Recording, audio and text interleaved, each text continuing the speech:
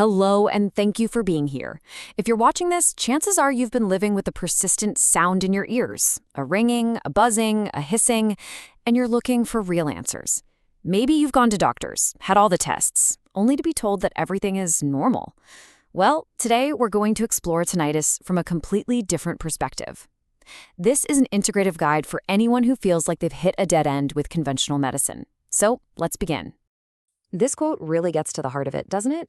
It's such an isolating experience. You're living with a sound that no one else can hear, a private noise that seems to crank up the volume the moment you try to find some peace and quiet. It can make it so hard to sleep, to concentrate, and it can really start to wear you down. I imagine this sounds incredibly familiar to many of you. It's probably one of the most frustrating things to hear. You go in for a hearing test, hoping for an answer, and the results come back perfectly fine, but the sound is still there. So, you're left wondering, if it's not my ears, then what is it? Where is the sound actually coming from? Okay, this is the most important shift in perspective we need to make. Let's stop thinking of tinnitus as a broken speaker inside your ear. Instead, I want you to start thinking of it like a fire alarm. The alarm itself isn't the fire, right? It's a signal. Tinnitus is your body's way of telling you that something else, deep within your nervous system, your energy reserves, or even your physical posture, is out of balance and needs your attention. So, if it's an alarm, what is it trying to warn us about? Well, our first stop is your brain and your nervous system.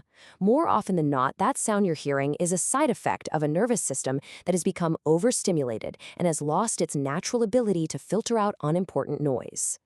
Let's use an analogy. A healthy, rested brain has this amazing built-in sound filter. It's brilliant at tuning out things that don't matter, like the hum of a fan or traffic outside.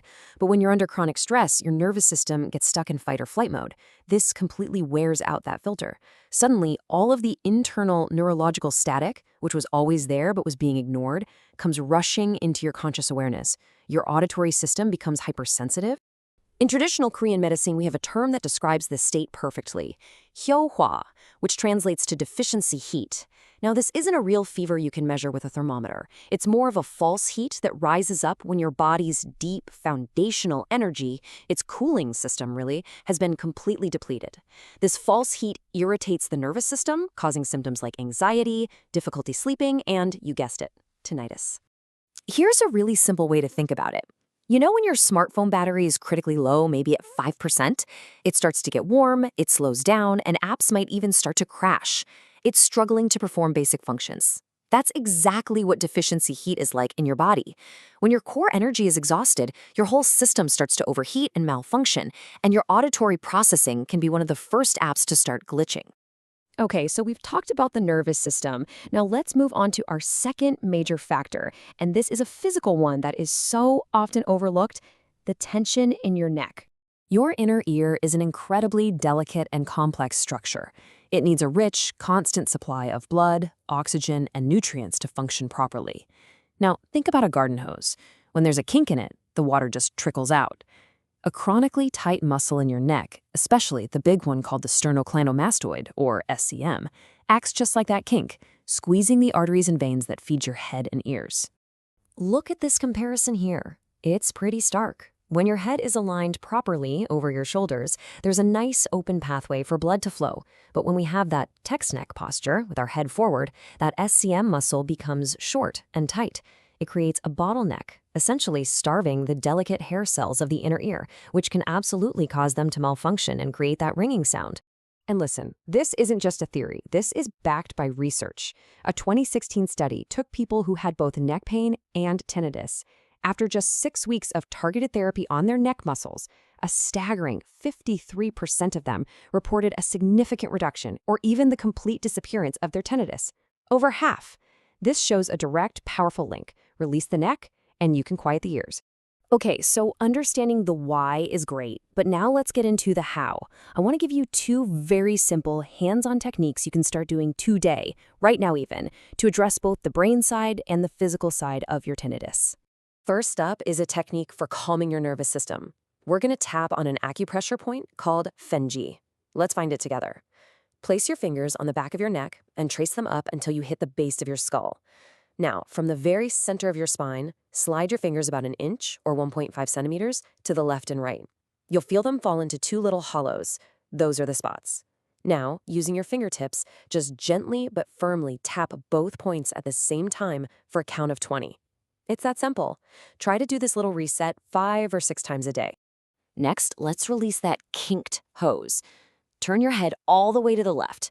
See that big rope-like muscle that pops out on the right side of your neck, running from behind your ear down to your collarbone? That's your SCM. Now just gently grasp it between your thumb and fingers. Don't dig in too hard. Just a gentle pinch is perfect. Then slowly roll the muscle between your fingers, working your way down its length. This helps to physically release that tension and open up blood flow. So we've released physical tension and we've calmed the nervous system. Now we need to refuel from the inside out.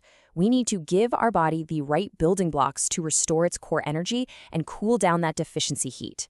And what you eat plays an absolutely massive role in this.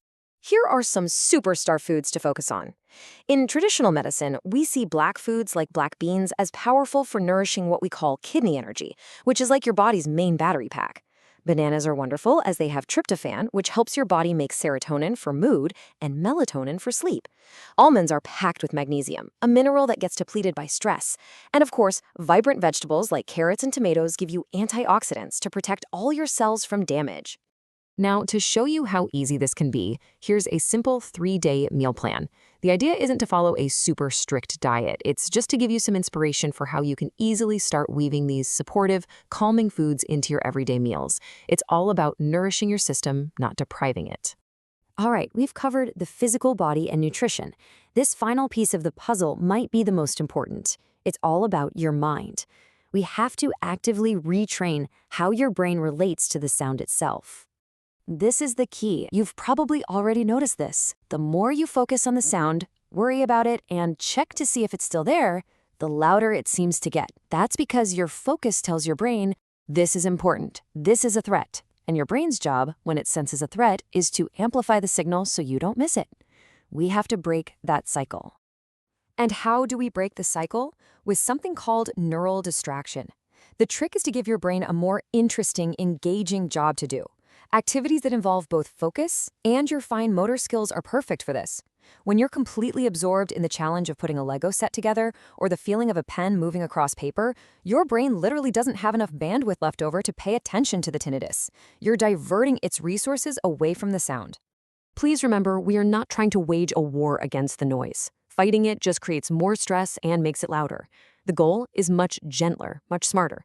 We want to calmly and repeatedly teach our brain to recategorize the sound, to move it from the urgent threat folder into the boring background noise folder, right next to the hum of the fridge or the sound of the air conditioning. It's there, but it's irrelevant. I really want this to sink in, especially if you felt hopeless after being told your ears are fine. Your tinnitus is not a life sentence. It is a profound, even if very frustrating, message. It is your body asking you, begging you, to pay attention, to address your stress, to release your physical tension, to nourish yourself properly. It's an invitation to listen, perhaps for the first time, to what your body truly needs. You now have a whole toolkit of strategies, physical, nutritional, and mental. You don't have to tackle everything at once. So, I want to leave you with this question. What is the one small, gentle step you will take today to start listening to your body's signal? Will you try the 30-second neck tap? Maybe gently massage your neck muscles, or simply choose one nourishing food for dinner? The journey to quiet always begins with that first small step.